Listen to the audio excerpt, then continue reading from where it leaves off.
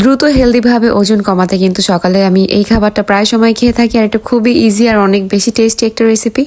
তো আমি এখানে নিয়ে নিলাম একটু ব্রোকলি, টমেটো আর কাঁচামরিচ, ধনিয়া পাতা।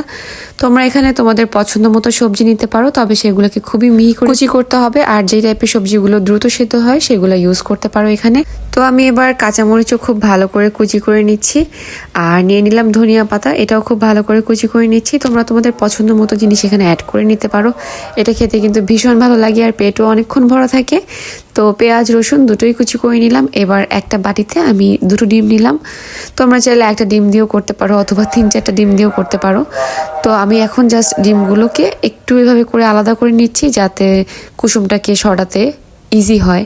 আমার কাছে আবার ডিমের কাঁচা কুসুম খেতে ভীষণ ভালো লাগে। তো আবার ডিমের নিচের অংশটা একটু ভাজি টাইপের করে খেতে ভালো লাগে, সেই জন্য আমি এই টাইপের করে খাই প্রায় সময়।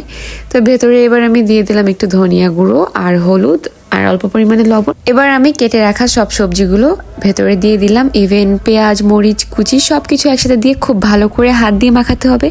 আর এই কাজটা অবশ্যই হাত দিয়ে খুব টাইম নিয়ে একটু ভালো করে চেপে চেপে মাখাতে হবে, তাহলে কিন্তু জিনিসটা ভেঙে যাবে না আর একদম পারফেক্ট হবে। একটা প্যানে আমি ঘি ব্রাশ করে রেখেছিলাম, সেটা হালকা গরম করে তারপর আমি এইভাবে করে চেপে চেপে বসিয়ে দিচ্ছি। দেখো দেখতে কত বেশি সুন্দর লাগছে।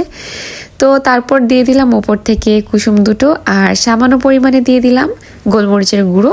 তো ডিম পচে এই টাইপের গোলমরিচ গুঁড়ো দিলে ভীষণ ভালো লাগে আমার কাছে খেতে। আর দিয়ে দিলাম সামান্য পরিমাণে লবণ।